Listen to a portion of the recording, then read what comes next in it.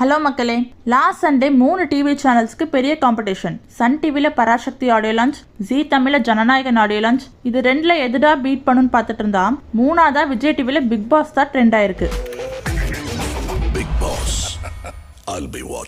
ஏன்னு எல்லாருக்கும் தெரியும், அந்த கார் டாஸ்க்னால தான். இந்த பிக் பாஸ் ஷோவை யாரடா கண்டுபிடிச்சாங்கன்னு கேட்டால் ஒரு சின்ன ஹிஸ்ட்ரி சொல்கிறேன். நெதர்லாண்டில் டச்சில் ஸ்டார்ட் பண்ணியிருக்காங்க in 1999. ஃபர்ஸ்ட் பிக் பாஸ் இல்லை, பிக் பிரதர் தான். கரண்டாக பிக் பிரதர் சீசன் 27 வரைக்கும் போயிட்டுருக்கு. யூஎஸில் 2000 அப்போ ஆரம்பிச்சிருக்காங்க. அடுத்தடுத்து நிறைய நாடுகளில் பிரபலமாச்சு. இந்தியாவில் மட்டும்தான் பிக் பாஸ்ங்கிற பேரில் 2006 ஹிந்தி வெர்ஷனில் இன்ட்ரடியூஸ் ஆச்சு. அடுத்து தெலுங்கு, கன்னடா, மலையாளம், தமிழ், மராட்டின்னு பல லாங்குவேஜில் நடத்திட்டு இருக்காங்க. ஃபவுண்டர் ஜான் டி மால் அவர் 1984ங்கிற புக்கில் இருந்து இன்ஸ்பயர் ஆகி தான் பிக் பிரதரை கண்டுபிடிச்சிருக்காங்க.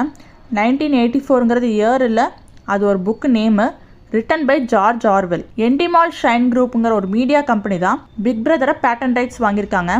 இப்போ பிக் பாஸ் முடிஞ்சோடனே லாஸ்ட்டில் பார்த்தீங்கன்னா ஒரு ஆட் வரும், எண்டிமால் ஷைன் குரூப்னு. அவங்க தான். ஸோ அவங்க கிட்ட இருந்தா எல்லா கண்ட்ரிஸும் ஃப்ரான்ச்சைஸ் எடுத்து பண்ணிட்டு இருக்காங்க. இப்போ விஜய் டிவியில் வர சிங்கிங் ஷோ, டான்சிங், குக்கிங்னு எல்லா நிகழ்ச்சிகளும் மற்ற சேனல்ஸ்ல காப்பி பண்ணிக்கலாம். பட் பிக் பாஸை அப்படி காப்பி பண்ண முடியாது. ஏன்னா விஜய் டிவி எண்டிமால் ஷைன் கிட்ட இருந்து ஃப்ரான்ச்சைஸ் வாங்கி நடத்திட்டு இருக்காங்க.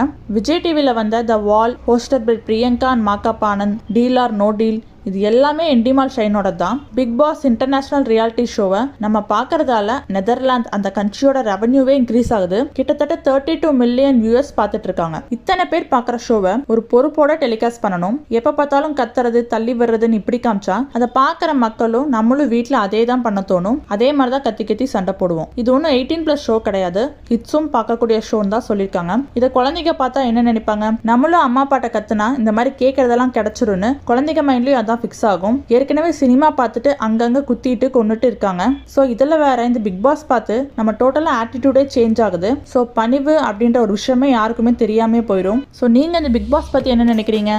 இதை பார்க்கலாமா வேண்டாமா அப்படின்றத கமெண்ட் செக்ஷனில் கமெண்ட் பண்ணுங்க. Thank you, by.